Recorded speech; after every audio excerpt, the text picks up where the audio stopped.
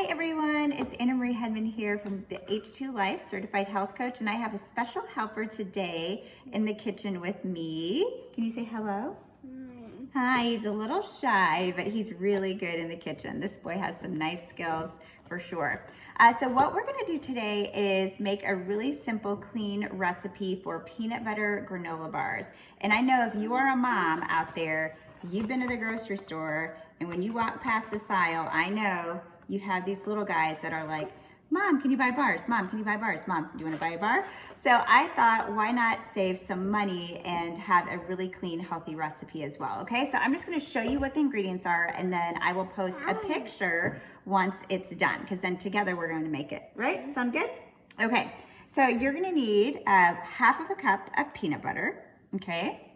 1/3 cup of honey, which I don't have, it's in the pantry, so 1/3 cup of honey, and then 1/4 cup of coconut oil, okay? So all three of those ingredients, so you'll have 1/2 cup peanut butter, he's gonna go run and get the honey for me, and then 1/3 cup of, let's see it, let's show him, of honey, and then 1/4 cup of coconut oil. So the three of those things you're gonna put in a bowl. Okay, you're gonna mix together and then you're gonna put in the microwave. I would say for about 30 seconds or so and mix them up, okay? The next thing you're gonna do is take about 1 1/2 cup of oats that you see here. Yes?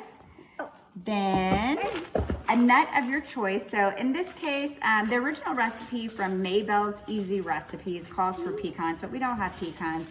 I just went and found whatever we have. So we have almonds. So I'm actually gonna take these sliced almonds and chop them up. Then we have, his favorite, but in this case we're using dark chocolate. Okay, so we're gonna use dark chocolate chips, about 1/4 cup. And then this part is optional for you, protein powder of your choice. So you're gonna use about 1 tablespoon of protein powder. So you have, remember, that liquid mixture, and then you will put in all of the other ingredients, right? So the oats, right, the protein powder, the nuts, the chocolate chips.